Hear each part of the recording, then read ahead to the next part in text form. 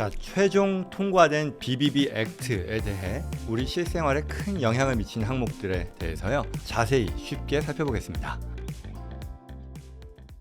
25년 7월 3일입니다. 바로 어제였는데요. 연방 하원은 상원에서 일부 수정된 BBB 액트를 찬성 218표, 반대 214표로 통과시켰습니다. 이로써 해당 법안은요, 최종 통과된 거고요. 트럼프 대통령의 서명만을 앞두고 있습니다. 상원에서는 그보다 이틀 전이었던 7월 1일 51대 50 부통령의 캐스팅 보트로 가까스로 의결된 바 있죠. 이 법안은요, 트럼프 대통령의 핵심 공약이자 이 대규모 감세와 복지 축소, 이민, 국경 정책 강화, 재정 건전성 확보 등을 목표로 추진되어 왔죠. 민주당은 복지 축소와 부유층 감세에 강하게 반대해 왔으나 공화당의 결집과 그리고 일부 이탈표도 최소화함으로써 통과에 성공했습니다. 트럼프 대통령은 그동안 법안에 강한 지지 의사를 밝혀왔기 때문에 곧 서명될 전망입니다. 최종 통과된 BBB 액트에 대해 실생활에 영향을 미치는 항목들 자세히 쉽게 살펴보겠습니다. 들어가기 전에요, 이 채널은 미국 법, 세법, 파이낸셜 플래닝 정보를 쉽고 명확하게 전달해 드립니다. 더 많은 유익한 컨텐츠가 앞으로도 계속 올라올 예정이니까요. 아직 구독과 좋아요 누르지 않으셨다면 지금 바로 눌러주시기 바랍니다. 구독, 좋아요입니다. 궁금한 점 언제든지 댓글로 남겨주시고요. 개별 상담이 필요하시면 영상 설명란이나 고정 댓글, 연락처로 연락 주시면 됩니다. 저희 JCN컴퍼니가 도와드리겠습니다.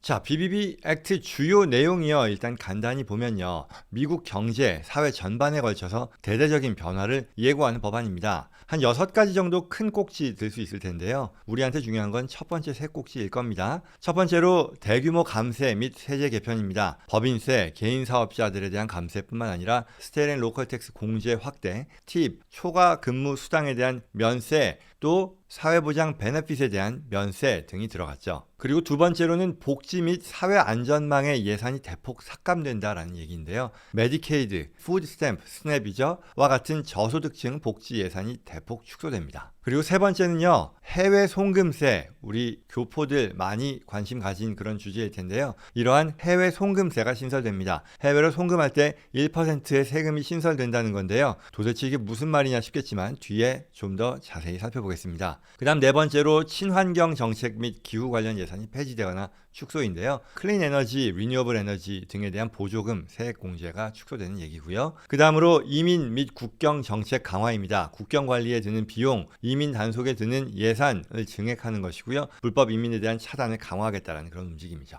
그리고 마지막으로 국방 및 군사 분야에 대한 예산이 증액됩니다. 군사력, 첨단 기술, 국경 안보 예산을 대폭 증액했다라고 볼 수 있습니다.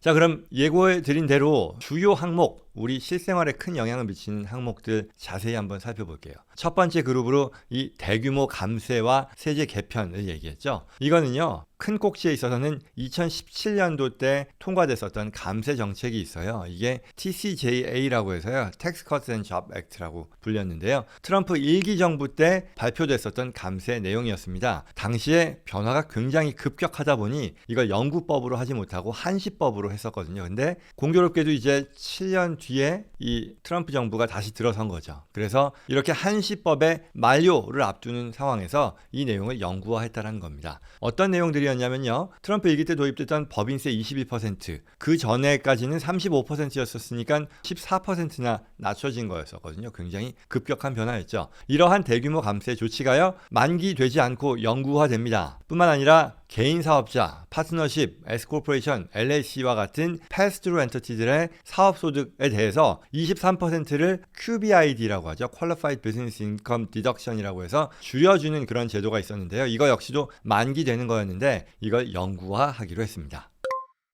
그리고 2017년 감세 정책 외에요, 주 그리고 지방세, 스테이트 앤 로컬 텍스인데요. 이 공제의 상한을 4만 달러로 확대했습니다. 이게 무슨 얘기냐? 우리가 개인소득세 신고할 때요, 아이템마이즈 디덕션, 이 항목별 공제라고 해서 그 중에 한 항목으로서 스테이트 앤 로컬 텍스, 그 주 정부에 납부한 세금을 연방소득세를 계산할 때 소득공제할 수 있게 해주잖아요. 근데 이게 기존에는 10,000불까지였었어요. 근데 이게 4만 불로 확대됐다라는 거죠. 그러니 예전에는 고소득자, 그리고 또 특히 고세 고세율주, 캘리포니아와 뉴욕과 같은 고세율주에 거주하는 분들이 이 스테이트 텍스를 아무리 많이 내도 이걸 연방세를 줄이는데 쓰는데 한계가 있었다는 거죠. 근데 그 한계가 4배로 늘어났으니까 4만 불로 확대됐으니까 큰 도움을 받을 수 있겠죠. 그런 변화가 있고요. 그 다음에 또 세 번째로 팁과 오버타임, 이 초과 근무 수당에 대한 면세입니다. 많은 분들도 관심을 가졌던 내용이죠. 서비스 종사자, 서비스업에 종사하는 분들, 이 받는 팁 그리고 초과 근무 수당에 대해서 소득세를 면제해준다라는 그런 내용이 확정되었습니다. 단 이 내용은 한시법입니다. 2025년부터 28년까지 적용되는 거고요. 또 소득에 대한 제약도 있습니다.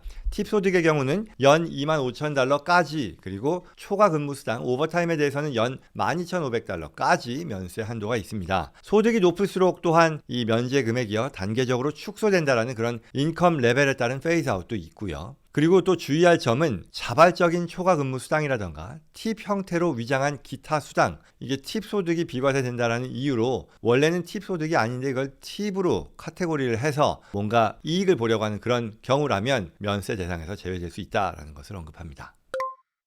그리고 또 많은 분들 관심 갖는 다음 내용으로 고령층에 대한 사회보장 베네핏 비과세를 들 수 있을 텐데요. 이 내용도 확정됐습니다. 65세 이상 시니어를 위한 추가 소득공제 혜택이 포함돼서요. 일정 소득 이하의 고령층들은 사회보장연금 수령액에 대해서 비과세 되거나 아니면 이 세금 부담이 현저히 완화되게 되었다라는 그런 얘기입니다. 좀 더 구체적으로는요. 이 65세 이상 시니어를 위한 추가 공제, 시니어 보너스 공제라고 하는데요. 독신의 경우는 싱글일 경우에는 6,000불, 그리고 부부 공동 신고를 하는 경우에는 12,000불까지 추가의 소득공제를 인정하게 됐다라는 거죠. 이러한 추가 공제 덕분에 이 사회보장연금을 수령하시는 분들은요, 대부분 실질적으로 이 연금에 대해서는 연방 소득세를 내지 않게 된다라는 그런 얘기인 거죠. 그리고 그 밖에 몇 가지 더 있는데요. 차일드 텍스 크레딧이요. 자녀세 공제도요. 1인당 세액 공제액이 $2,000에서 $2,200로 인상됩니다. 그리고 2025년 이후부터는요. 이 금액도 인플레이션 레이트에 따라서 자동 조정되니까 2,200불보다 더 높아질 거다라는 그런 얘기겠죠. 단 부모와 자녀 모두 소셜 시큐리티 넘버가 있어야지만 수혜가 가능합니다. 자격이 좀 더 강화되었다라고 할 수 있을 텐데요. 이로 인해 기존의 혜택을 보던 수십만 가구가 혜택을 상실할 것으로 전망된다라는 그런 얘기 또 나오네요. 그 다음으로 또 자동차 대출에 발생하는 이자 비용을 세액 공제해준다라는 또 이런 반가운 얘기도 있는데요. 자격은요, 미국 내에서 조립된 신차를 구입할 때입니다. 자동차 대출 이자에 대해서 연 10,000불 한도 내에서 세액 공제를 해주는 그런 내용이 신설되었습니다. 그리고 마지막으로요, 많은 분들까지는 아닐까요? 그래도 굉장히 관심을 많이 갖는 그런 주제였는데요. 저 역시도 이러한 증여 상속세 플래닝을 해주는 변호사로서 이게 어떻게 될까 관심을 가졌는데, 바로 상속 증여세 평생 면제액이라는 이 금액 한도가 상향되었습니다. 원래 1,400만 불이었었는데 이 금액이 금년 말에는 없어지면서 다시 절반 수준으로 줄어드는 것 아니냐라는 그런 예상도 있었는데요. 말하자면 이 미국에는 평생에 걸쳐서 증여 상속을 하는 데 있어서 한 명당 증여자 기준으로요, 증여 상속세를 부담하지 않고 할 수 있는 금액이 말하자면 1,400만 불이었던 거죠. 근데 이게 1,500만 불로 오히려 늘어나게 됐고요. 부부의 경우라면, 즉 보통 한 가구를 놓고 보면 엄마, 아빠 2명이 있잖아요. 그러니 곱하기 2가 될 테니까 3천만 불로 면제 한도가 또 인상되는 거죠. 그래서 이 내용은 원래는요, 한시법으로서 이게 익스파이어 되는, 만료를 앞둔 그런 상황에서 연장되면서 오히려 금액이 더 늘어나는 상황이 되었다라고 볼 수 있는 거죠. 자, 여기까지가 이 대규모 감세와 세제 개편에서 특히 우리가 주목할 만한 내용이었었고요.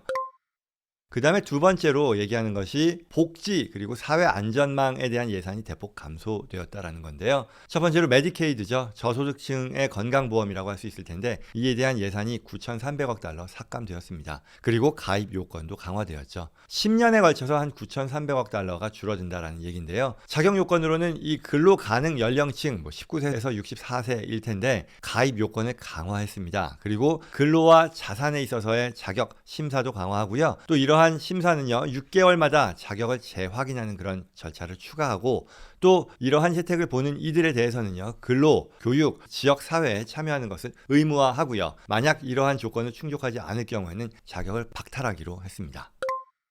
그리고 두 번째로 푸드 스탬프죠. 이게 스냅이라고 하죠. 이 식품 지원 예산을 2,850억 달러 삭감하기로 했습니다. 대체로 한 전체 수준에서 30%를 감축하는 거라고 하는데요. 역시 여기서도 이러한 자격 요건을 강화하는데요. 근로 요건 강화입니다. 18세부터 49세에 있는 비장애인 그리고 자녀가 없는 싱글 성인은 주 20시간, 원로는 80시간이죠. 이상 근로를 하거나 아니면 직업 훈련을 받아야만 이러한 푸드 스탬프를 받을 자격이 된다는 거죠. 그러다 보니 수혜자가 대폭으로 축소될 것으로 예상된다라는 것이고요. 그 중에서도 아동, 노인, 그리고 장애인 등과 같은 취약계층도 영향을 받지 않을까라는 그런 예상을 한다고 하네요. 전반적으로 사회 안전망이 좀 축소되는 걸 텐데요. 이러한 복지 예산 삭감으로 인해 저소득층, 이민자, 취약계층 등의 부담이 더 커질 것으로 전망된다고 합니다.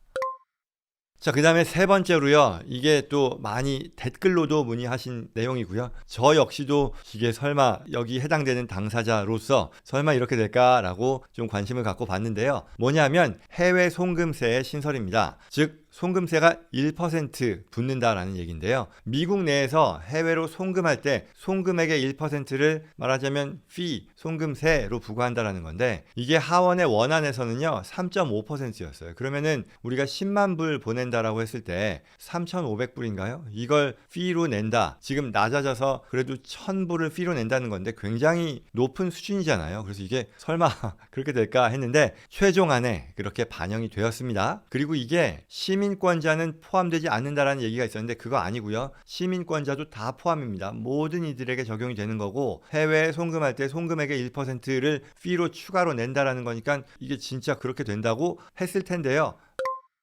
맞습니다. 그런데 적용 대상에 있어서 예외가 있다는 건데요. 뭐냐면 미국의 은행 계좌 또는 신용카드, 체크카드와 같은 공식 금융기관을 통한 송금은 면제된다고 합니다. 그러면 이제 기타 웨스턴 유니언과 같은 송금업체들 있잖아요. 그리고 현금을 보낸다. 현금을 보낼 때 이걸 어떻게 피를 부과할까 좀 의아하긴 합니다만 아무튼 그런 경우 또는 크립토커런시와 같은 비공식 경로는 송금세의 부과 대상이 된다라는 그런 얘기인 거죠. 그래서 이에 대해서는요. 좀 더 구체적인 예외 적용 범위에 대해서는 세부 시행령이죠. 보통 법이 의회에서 결정되면 이에 대해서 재무부에서요. 세부 시행령을 레귤레이션으로 내는데요. 이러한 추가 규정이 나오면서 좀 더 구체적으로 확정될 예정이다라고 하네요. 정리하면 이 송금세와 관련해서는 미국 내 은행 계좌에서요. 정상적으로 해외로 송금하면 송금세 부담이 없을 것이다 라는 거고요. 그러나 시행령 등에서 세부 기준이 또 추가될 수 있으니까요. 실제로 이제 송금하기 전에 이거는 2025년이 지나고 나서 26년부터 적용이 된다라고 하니까요. 그때 이 가이드라인이 정확히 나오겠죠. 송금 전에 은행 안내를 확인하는 게 필요하겠죠. 자, 여기까지였습니다. 어제 하원에서 최종 통과된 BBB 액트는 대규모 감세 그리고 복지가 축소된다, 송금세가 신설된다 등과 같은 미국 경제, 사회 전반에 큰 변화를 예고하는 법입니다. 감세 혜택은 여러 기업들 또 이 납세자들에게 혜택이 주어질 것이고요. 그에 반해 복지 축소, 송금세 같은 것들은 저소득층 또는 해외에 가족을 둔 이런 지원자들, 이민자들 또는 장애인들과 같은 취약계층들에게도 큰 부담이 될 전망이다라고 하네요. 이제 이 영상을 찍고 나갈 때쯤이면은 대통령 서명도 완료되지 않을까 싶긴 합니다만 아직까지는 안 했고요. 대통령 서명만 남아있는 만큼 각 조항의 어떤 실제 시행 영향 그리고 추가 시행령 말씀드렸죠. 레귤레이션이라고 하는데요. 이런 것들을 또 주의 깊게 지켜볼 필요가 있겠다라고 하겠습니다. 물론 저희는요. 이러한 내용들 업데이트 될 때마다요. 이 영상을 통해서 전달 드리도록 하겠습니다.